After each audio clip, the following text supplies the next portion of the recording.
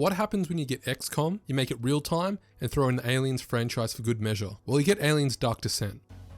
Look at that gameplay. It is hard as a strategy fan to not be immediately interested in Aliens Dark Descent. From the start, you can clearly see it understands its themes and setting. But Aliens Dark Descent on console has a big however for me. Even for how much I enjoyed the game and what it brought to the genre, I can't help but feel like with just a little bit more time, the game could have truly shined. The game nails so many parts and shows how to use a franchise correctly. It doesn't just give lip service to the Aliens franchise, it creates a game that truly embodies the feelings that a lot of people have for the franchise. However, even with all these positives, this is a game that at its current state, I would only recommend to very specific players. But first up, let's get into what Aliens Dark Descent is. So Aliens Dark Descent is a top-down real-time strategy game where you control a group of 4 to 5 Marines as they complete primary and secondary missions on an open world map. But what does that mean? In the game, you control a squad of Marines as one single entity. So in real time, you click to move them around the map and behind cover. Like an RTS, your troops will also auto-attack enemies that they see. However, for literally anything more than just shooting with their standard weapon requires the player to activate and use a command skill. So if you want to shoot a shotgun or a sniper, if you want to lay down mines, or set up your troops in suppressive fire mode that boosts their skills, then all of these actions will cost you a command point. So while your troops will auto-fire at enemies, the player is in charge of moving the squad around the map and using abilities. One thing to note is when you use your right trigger on the controller to activate your list of abilities, the game will go into slow motion to give you time to make multiple commands. So a heads up, what you're going to want to do is go into your settings and change it from slow motion to actually just pause the game. Because as you're learning to play on controller, you'll want that little bit of extra time to check out the situation before you get absolutely swarmed. So in the game, you'll be managing a limited amount of resources like ammunition for your primary weapons, medical kits to heal your squad members, tools to hack terminals and weld doors, and deployable gun turrets. You can bring some of these resources with you into the mission, but you'll also find them throughout the open world mission maps. Also, another major part of the game is you can decide to hit enemies head on or take the more stealthy route, and this is where Aliens Dark Descent starts to shine.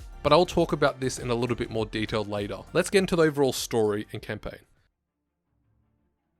So Aliens Dark Descent is set after the original Aliens trilogy. You play on the moon of Lethe trying to stop a recent xenomorph infestation. You're based on the USS Otago, which is your base of command for the game. Without ruining too much of the story, there is an overarching main storyline with numerous cutscenes. The game does a good job of explaining why each step of the game is happening while having a narrative very similar to a movie. So the campaign works on a day system where each day a random event will occur that may help or hinder you, and you can only go on one deployment/mission a day. Also, each day that passes, Lethe's infection levels gets higher, which means more enemies. When it comes to gameplay, the game is very similar to games like XCOM, where you will have missions to send your squads on, and a base where you can upgrade your troops and prepare for missions. So let's look at both these parts in more detail.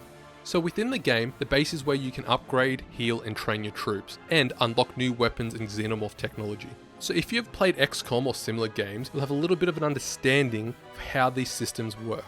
But let's look at the two systems that will take up a lot of your time in the base. It's the medical bay and barracks. So in Aliens Dark Descent, on missions, your soldiers can get injured or even die permanently. So when a soldier returns, injured/wounded, you will need to send them to the medical bay to recover for a couple of days. Now depending on the amount of physicians you have, you can lower the amount of days it takes to recover. You can get more physicians by rescuing them as secondary objectives on missions. This is also the same for getting more recruits as soldiers and engineers who generate some supplies at your base for you. While the medical bay isn't a new idea to the genre, a unique aspect of Aliens Dark Descent is a stress system and the negative debuffs associated with it. So when on a mission, your soldiers have a stress meter. So the longer they are in the missions and are in combat, the higher the stress meter goes. There are ways to help slow this down in the game, like welding a door shut to rest, using consumables, and even some abilities. However, this can become increasingly harder to manage, which means the more stressed your soldiers become, they start to gain debuffs. By the end of the mission, depending on the amount of stress your soldiers have, they may even gain permanent debuffs. To help remove some of these debuffs, you'll need to send them to the medical bay.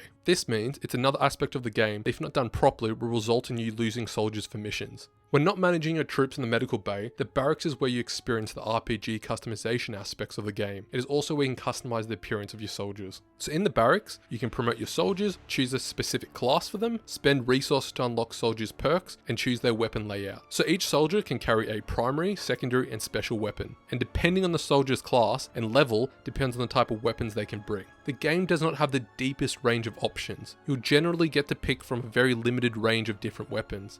And even then, majority of the differences in your characters will come down to their special weapons. And special weapons are very important because it can determine the different abilities that you have. You'll want to make sure that units have a range of different weapons so you can use them in battle. So these special weapons can include making one soldier have mines that you use to block off hallways, another soldier having a shotgun as a last resort to take out enemies from close range, and another having a flamethrower to create a temporary wall of flames to keep enemies at bay.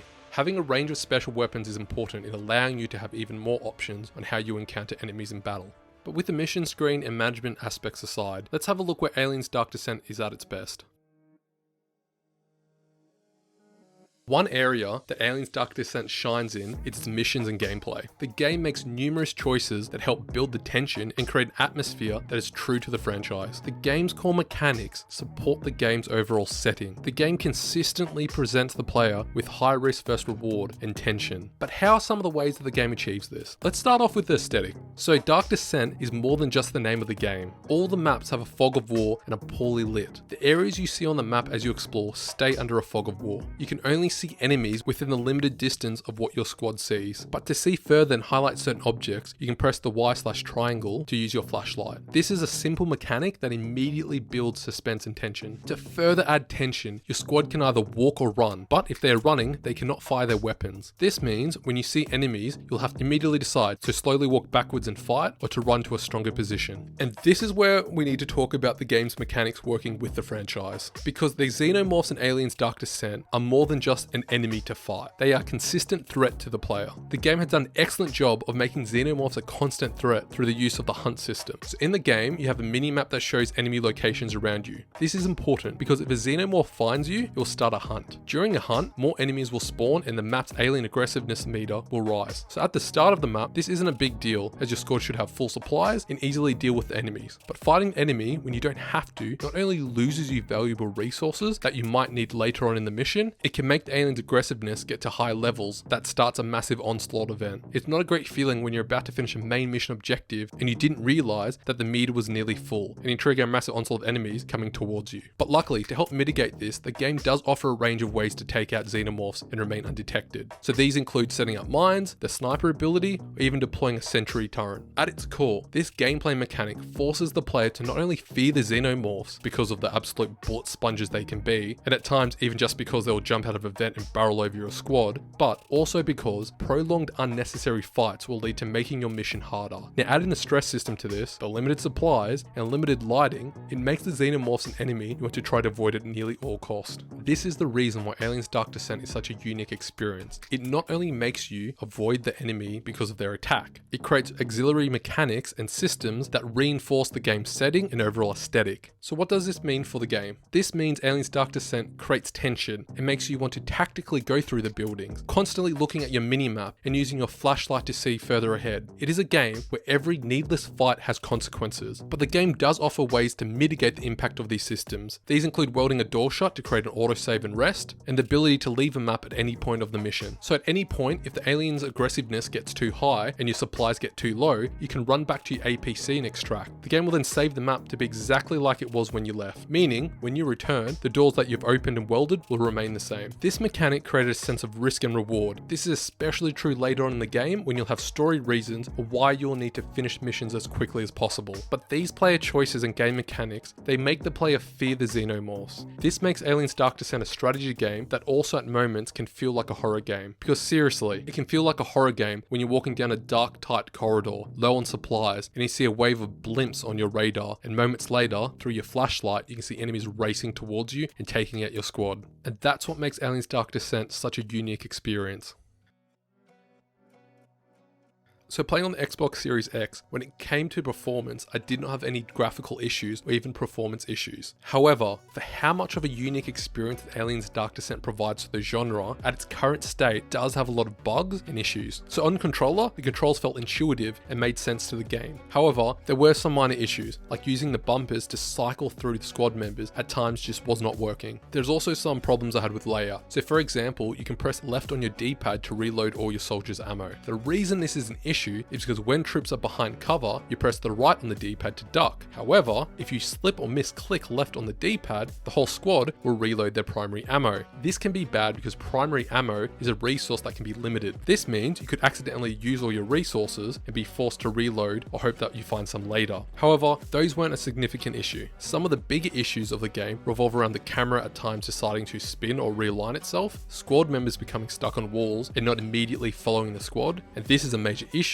when you're trying to reposition your squad and one member becomes momentarily left alone and gets swarmed by enemies. It would have been nice to have an option to go into a mode to move soldiers individually. Also, there are minor bugs like elevators not working, so I need to leave the elevator and re-enter it, but a lot of these small issues aside, there are two major issues I had. So the first major issue I had was during a mission later on in the game, I could not create autosaves. This meant that every time I had to reload a save, it put me 30 minutes back. And the main reason why I had to reload was because a soldier decided to get stuck on a wall, or on certain maps, he kept continuously spawning enemies. For a game that promotes an open map with high risk, it's not great to see enemy scouts continuously coming down the same corridors. However, that kind of plays into the game's difficulty. One of the major issues was the game not pausing during some in-game event cutscenes. So at certain points, the game would move my camera over to show me an in-game cutscene. So sometimes this was a warning to show me an instant death area. However, the game didn't pause my characters or my controller, so I could still make orders. This meant at times, I'm clicking to move my squad, and since the cutscene moved my camera, I ordered my squad to directly run into the instant kill section that the game wanted me to avoid. Also, during this same section, I could still get attacked by enemies, meaning a xenomorph can come up and take out your squad as you are forced to watch a cutscene. These issues are made worse by the game's focus on difficulty and permanent death of units. Luckily, the game has an extensive autosave system that helps mitigate these issues. You can also change the difficulty settings at the start. Just be aware there are some issues that will hopefully be fixed with time, but for some players, the game's overall setting and gameplay may be enough for a lot of fans to get through some of these minor issues.